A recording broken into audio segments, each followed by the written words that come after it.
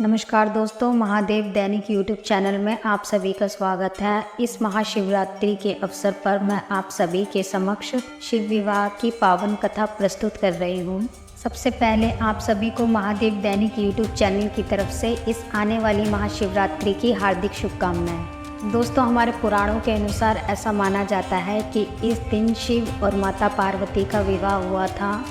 इसीलिए इस दिन मंदिरों में रुद्र अभिषेक के बाद शाम को शिव शंकर जी की बारात निकाली जाती है।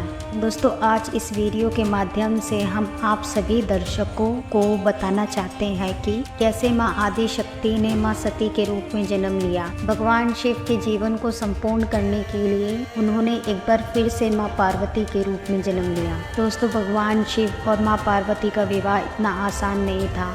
इनके प्रेम को संपूर्ण होने के लिए कई कठिनाइयों का सामना करना पड़ा, जिसकी आज हम इस वीडियो में बात करेंगे। चलिए शुरू करते हैं। भगवान शिव और माँ पार्वती की जिंदगी का पहला अध्याय शुरू होता है माँ आदि शक्ति के सती रूप में जन्म लेने से। पुराणों के अनुसार दक्ष प्रजापति सती के पिता थे, जो कि ब्रह्मदेव के पुत्र थे। दक्ष के प्रजापति बनने के बाद ब्रह्मदेव ने उन्हें एक काम सौंपा, जिसके अंतर्गत शिव और शक्ति का मिलाप करवाना था। उस समय शिव और शक्ति दोनों ही अलग थे, इसीलिए ब्रह्मा जी ने दक्ष से कहा वह तप करके शक्ति माता को प्रसन्न करे तथा पुत्री रूप में प्राप्त करें। तपस्या के उपरांत माता शक्ति ने दक्ष से कहा, मैं आपकी पुत्री के रूप में जन्म लूंगी तथा शंभू की भार्या बनूंगी। जब आपकी तपस्या पुण्यशील हो जाएगी और आपके द्वारा मेरा अनादर होगा, तब मैं इस जगत को विमोहित करके पुनः अपने धाम चली जाऊंगी। इस प्रकार माता सती का जन्म हुआ। कई पुराणों के अनुसार ऐसा कहा गया है कि प्रजापति दक्ष भगवान शिव से क्रोधित थे।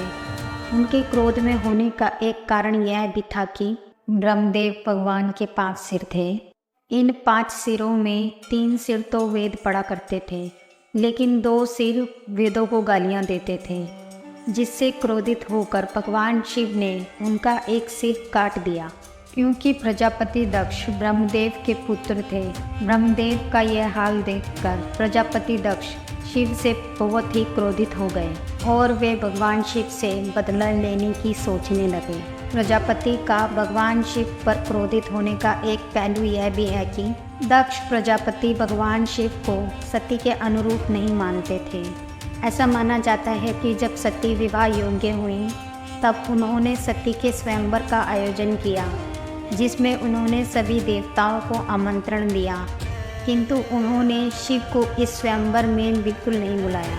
फिर भी सती ने शिवाय नमः कहकर पृथ्वी पर वरमाला डाल दी तथा शिव वहां प्रकट हो गए। शिव ने वरमाला ग्रहण की और सती को अपनी पत्नी रूप में स्वीकार कर कर कैलाश चले गए।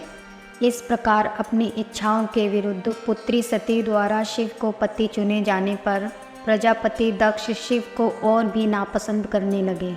इस घटना के बाद प्रजापति दक्ष ने अपनी राजधानी कनखल में एक विराट यज्ञ का आयोजन करते हैं, जिसमें उन्होंने अपने जमाता शिव और पुत्री सती को इस यज्ञ में आने हेतु निमंत्रित नहीं करते हैं। शिव के समझाने के बाद भी सती अपने पिता के यज्ञ में बिना बुलाए चली गई।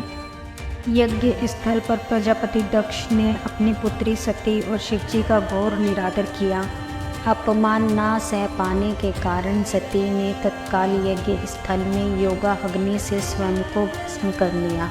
सती का समाचार पाकर भगवान शिव ने वीरभद्र को उत्पन्न कर उसके द्वारा उस यज्ञ में विध्वंस करा दिया। वीरभद्र ने प्रजापति दक्ष का सिर धड़ से अलग कर दिया। बाद में ब्रह्मा जी द्वारा प्रार्थना किए जाने पर भगवान शिव ने दक्ष प्रजापति के सिर के बदले उसे बकरे का सिर प्रदान कर उसके यज्ञ को संपन्न करवाया। इसके बाद भगवान शिव सती की लाश को लेकर विक्षिप्त की तरफ टकते हैं और भगवान विष्णु अपने चक्र से लाश को खंड खंड रूप में काटते जाते हैं। इस प्रकार लाश के विभिन्न अंगों का विभिन्न स्थानों पर गिरने से 51 शक्तिपीठों का निर्माण हुआ। सती की मृत्यु के बाद शिव का जीवन वैराग्य की ओर अग्रसर होता है, किंतु संसार की संरचना के लिए और शिव को संपूर्ण करने के लिए शिव का वैराग्य से बाहर आना जरूरी था।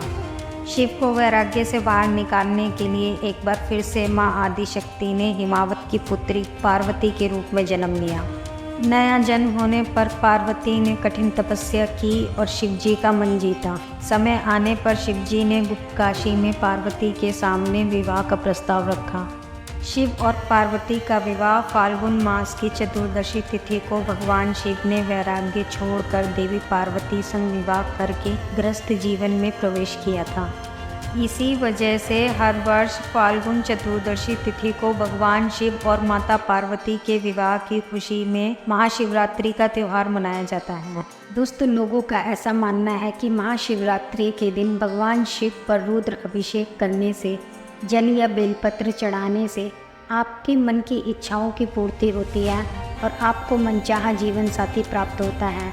साथ ही भगवान शिव की विशेष कृपा आप पर और आपके परिवार पर हमेशा बनी रहती है। महाशिवरात्रि शिव और पार्वती के जन्मों जन्मांतर का सफ़र है, जो कि उनके प्रेम का प्रतीक है, जिसको हिंदू धर्म में महाशिवरात्रि के रूप में मनाया जाता है। शिव और पार्वती के प्रेम का प्रतीक महाशिवरात्रि ये त्यौहार ना ही हमें हमारी आस्थाओं से जोड़ता है, बल्कि ये हमें हमारी गृहस्थ जीवन को सुचारू रूप से चलाने के लिए प्रेरित भी करता है। दोस्तों, हमारी इस वीडियो के माध्यम से हमने जाना कि क्यों महाशिवरात्रि का पर्व हिंदू धर्म में इतना महत्वपूर्ण स्थान रखता है। आशा करती हूँ आज की ये हमारी वीडियो आपको बेहद पसंद आई होगी। हमारी वीडियो को लाइक, चैनल को सब्सक्राइब और कमेंट करना ना भूलें। मिलते हैं अगली वीडियो के साथ, तब तक के लिए हर हर महादेव।